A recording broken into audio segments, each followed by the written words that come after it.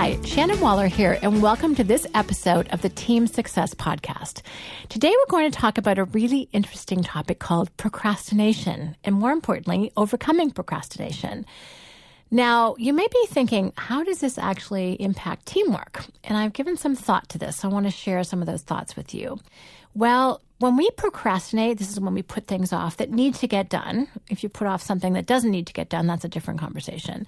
But when we put off things that we've committed to, that we've promised to other people, that we've told ourselves would be really significant or meaningful or important to do, and we don't do them, or at least don't do them in a timely manner, or we're really rushed and don't do a great job of it against the deadline, then it actually has fairly serious repercussions for other people.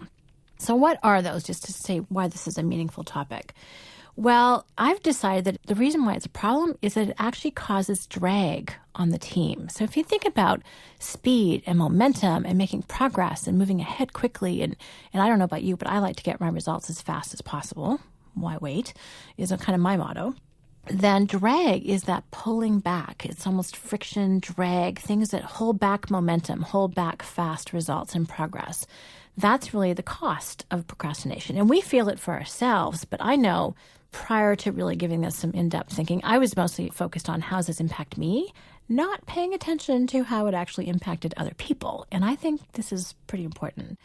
One of the other negative impacts is that it causes people to lose their good reputation. If you gain a reputation for being late, being perhaps just doing the minimum standard, even if your body language reflects the fact that you don't really want to do something, but you say you're going to do it anyway, people stop believing you. Trust gets impacted, and trust is absolutely essential to really great teamwork. It also causes projects to lose momentum. By the way, I'm sure I've also been the cause of some of the procrastination and lack of progress on some projects. But other projects where I have a whole head of steam and creativity, and other people keep getting delayed or other things get prioritized ahead of this part of my project, it's a huge cost to my creativity and to my momentum. When we don't finish new projects or new products, we can't get them to market. We can't sell them. We can't put in place the efficiencies if that's something we were working on. So business slows down. Business results don't happen the way that they're supposed to or need to. And that's part of the cost of procrastination. And we also just let other people down, and they often have to cover for us. So eventually you can actually start to get bypassed if you procrastinate too much, or you get a reputation for procrastinating. Now that I've stressed you out with that, why do we procrastinate? And what are we like when we actually get called on it? Well, I know if I get called on procrastinating, which I certainly have been known to do extensively, I get really defensive, I get stressed. It's also easy to get vague. This is sometimes my clue sometimes that people are procrastinating is they get very vague about the status of a project, where something is at. They're unwilling to be pinned down. They refuse to give any measurables, and it drives me batty. I don't like when I do that, and I really don't like when other people do that. But those are kind of clues, and those are very natural. So again, defensive, stressed, and sometimes it can even lead to, it's not quite lying. It's a little bit like lying to yourself. You're like, oh yes, it's in progress because you're planning on going home and doing it late tonight, but you're probably exhausted and it doesn't happen. Then you put it off the next day, or you justify why you didn't get it done. So you may be very full of really good intentions, but they don't materialize into reality. And that's, again, part of the problem. This is a big deal. Now, bottom line, why do we procrastinate? And it does not mean that you're a bad person. And I know everyone procrastinates at some point. And I have some thoughts for you as to why you do and what you can do about it. So I think you'll find this intriguing. And by the way, it doesn't matter if you're the business owner, a team leader, a team member, everyone puts off something. The more, by the way, that you can design your role so that it doesn't involve things that you would procrastinate on, the better. That's one of the solutions. But let's go back to the why. Well, a lot of times we procrastinate about things that were not very good.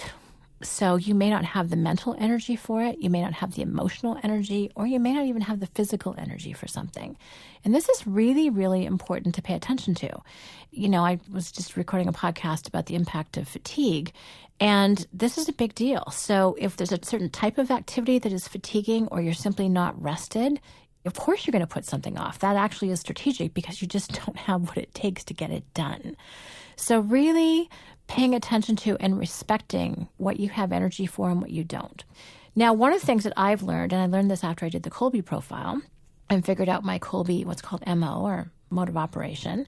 And by the way, if you're interested in doing your own, if you haven't already, kolbe.com, Kolbe.com, do your Kolbe index. Brilliant way of measuring what you have mental energy for and what you don't, and is the only validated instrument that does this. So unlike personality, unlike intelligence, there's no right or wrong answer. You cannot fail. It's not a test. But I loved when it demonstrated to me that out of a scale of 1 to 10, I'm a 3 on fact finder, a 2 on something called follow through, a 9 quick start, and a 5 what's called implementer, using your hands. So this explains why I could be full of good intentions for analyzing information and collecting data and organizing it into charts. I could be very full of good intentions. I'm intelligent, so I've been told. So I know that technically I should be able to have the mental horsepower to do this, but I wouldn't. I would do anything to not have to organize detailed information. And I know in earlier roles I've had in my career, that was my job. And I would put it off and put it off. And because my creativity kicks in at the last minute, I would do it at the last minute. But it took so much mental energy for me to be accurate, for me to be specific. Again, it's not an intelligence issue. It's how much mental energy do I have for this type of activity. And when I finally got my Kolbe, I'm like, oh, that's why.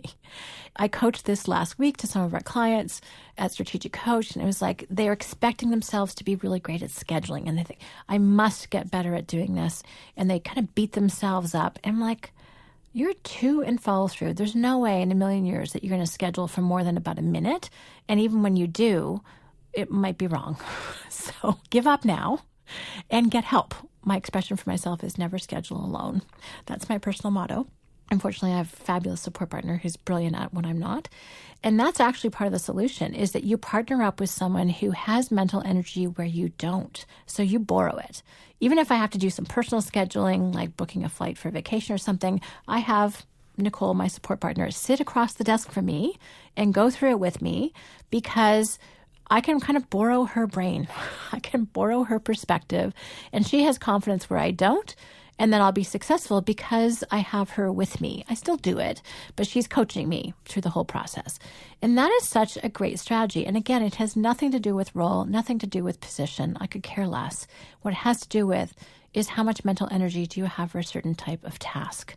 And I just think that that is such a refreshing and workable strategy. There's no ego involved. I know there's things that I have a ton of mental energy for, and I've been told I'm really, really good at, and I enjoy heartily. That's where my mental energy goes. It does not go to scheduling or administrative anything. So I need help with that. And I am very clear and open and realistic about that, nor do I feel like I should do it any differently. So if you're procrastinating, instead of just beating yourself up, which is what everybody does, thinking you should be better. I like the fact that should was a 4-letter word in my household growing up. I was not allowed to say it. I could get away more easily with swearing than I could with saying the word should next to my mom. And when I met Dan, he said, should is an externally imposed expectation. It does not come from you. And since at Coach, we're always helping people figure out their own wisdom, their own intrinsic knowledge that they can take and make valuable to the world, something that's a should, who says? If a certain type of talent is not factory installed, good. Know that and go borrow it. Go do a deal with someone who's brilliant at that aspect that you're not. That's the whole basis of unique ability teamwork, really. So again, just appreciate that you have a very unique composition. How you're put together is incredibly special. Learn where your mental energy is. Learn where your emotional energy goes. Learn where your physical energy goes and respect it. And if you've committed to things or things need to get done that is outside of that, that's where you want to partner up. That's where you want to figure out someone else in your life who can help you, who's willing to be supportive, who's willing to sit with you if that's what it requires. Think about it even just from a physical standpoint. Let's just take physical exercise for a moment. I think this might stick in your mind. And with physical exercise, can someone else run on the treadmill for you and you get the results? Unfortunately, no. I wish that was possible, but it's not. But can you hire a personal trainer who will make sure that you do, in fact, run on the treadmill and burn those calories and get your aerobic capacity up? Yes, you can. So we can delegate the structure. We can delegate the, again, mental energy at least, to making sure that we do what we think is best for us. So if you're someone who procrastinates on exercise, people talk about getting a buddy. One of the best strategies I've heard from Dan Sullivan and Bab Smith, who own and run Strategic Coach, is that they hire their personal trainer and they pay him a year in advance. and the sessions are scheduled a year in advance. Not that there isn't some change throughout the year, but when you have paid in advance for something, you take away any of that internal conversation. Should I? Shouldn't I? Do I feel like it today or not?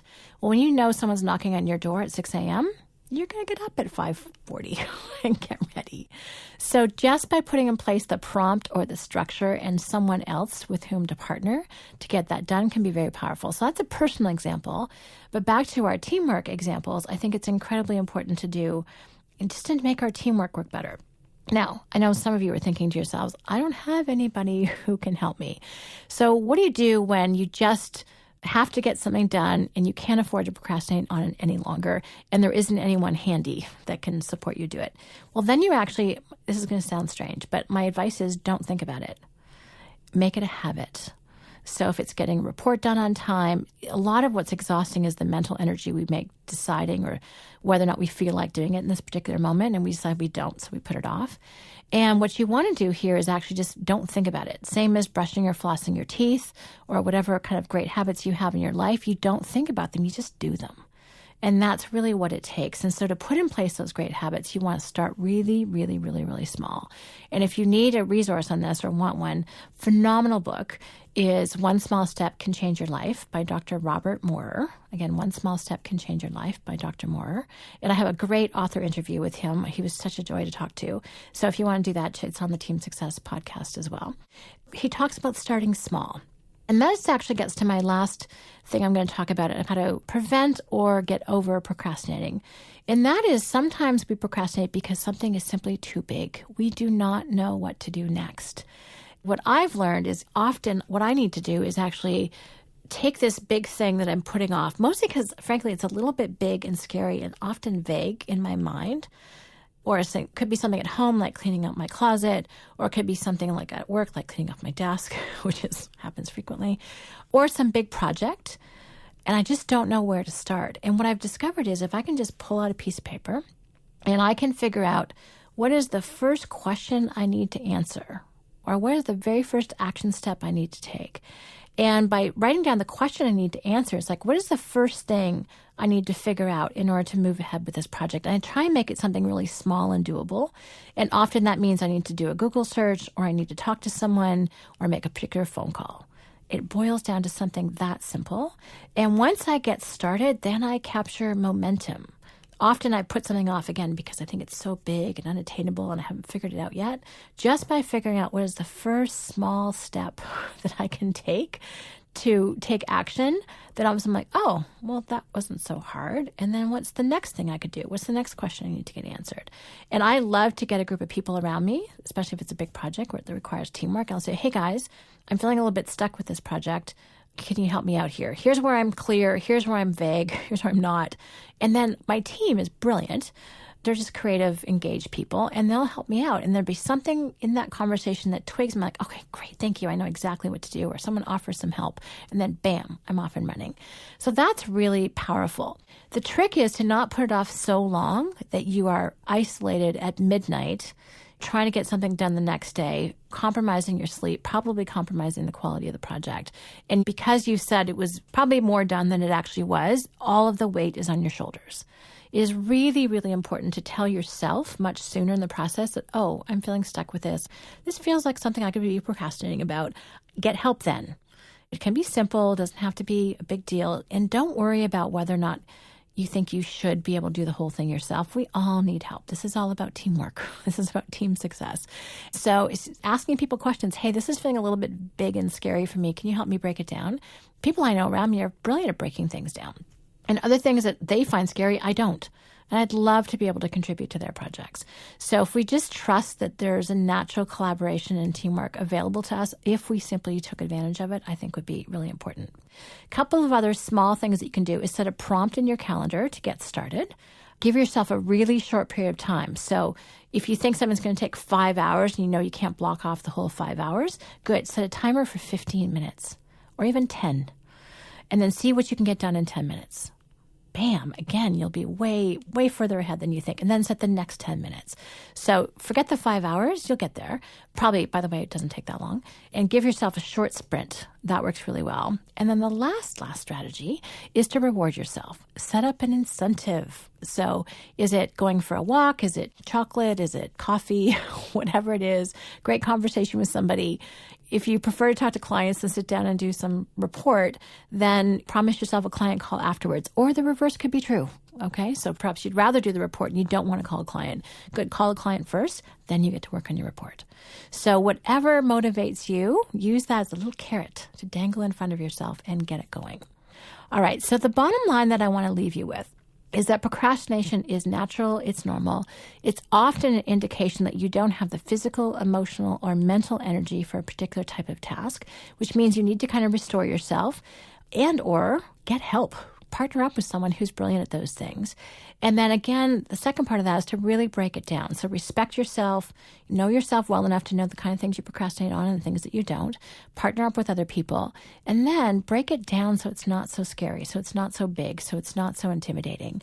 And take advantage of short sprints, take advantage of rewards. And again, lastly, but to say it for the fifth time, is to really take advantage of other people's talents. They want to help you. So do not forget about teamwork. That will get you out of procrastination circumstances so quickly, you'll be amazed. So my goal is that you get momentum and traction and excitement and optimism with your projects as opposed to that incredible weight that can happen when we procrastinate. So I hope you found this conversation interesting. Thank you very much for listening. If you have any questions or comments, please let us know at questions@strategiccoach.com. And as always, here's to your team success. Hi, Shannon here, and thank you very much for listening. If you like what you heard today, please take a moment to rate the Team Success podcast on iTunes. And we'd love it if you'd share the podcast with anyone else who could benefit. If you're interested in learning more about the Strategic Coach program for entrepreneurs, visit us at strategiccoach.com or the Strategic Coach channel on YouTube. For free downloads and more team success strategies, visit teamsuccesshandbook.com.